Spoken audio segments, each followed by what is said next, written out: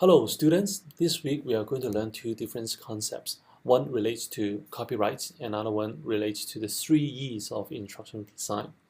Now it is important for you to learn these two concepts now because they are both very fundamental to this class.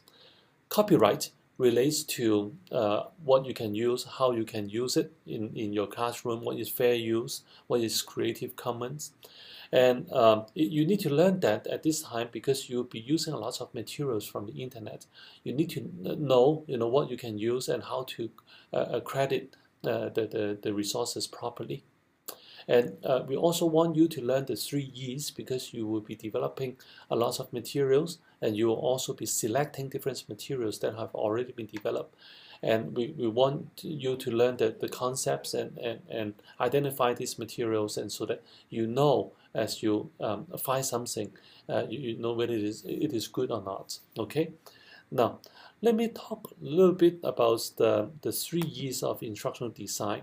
They relate to effectiveness, engagement, and efficiency. Okay, when you develop or purchase or identify or implement, an instructional program or product, you should ask yourself whether that program or product is effective, engaging, and efficient. Effectiveness refers to whether it has achieved the learning outcomes. Okay, as long as students are learning, that means learning, achieving those learning outcomes, that means it is effective. However, you also want something to be engaging, because as you learn in psychology and in your education classes, if students are not getting an emotional connection to the learning, to what they're trying to learn, then that learning may not last in their mind because they don't have that emotional feeling towards that. And so getting something, creating an emotional connection is very important. But you also, in that process, you also want it to be efficient, because you have limited resources, you have limited time, and so identifying something that is efficient is important. Otherwise, your program, your classroom may not have that luxury of having that instruction because it consumes so much of your resources and your time. Now, in terms of assignments, what you need to do is that for copyright, you need to go through the instructions that we have provided to you. You have to take a quiz, and this quiz you will be able to pass it as long as you have gone through the materials. Then you can take the quiz as many times as you want to, but you have to get 100%. Okay, if you don't get 100%, go back and take it again. It's very simple. It has only a few questions.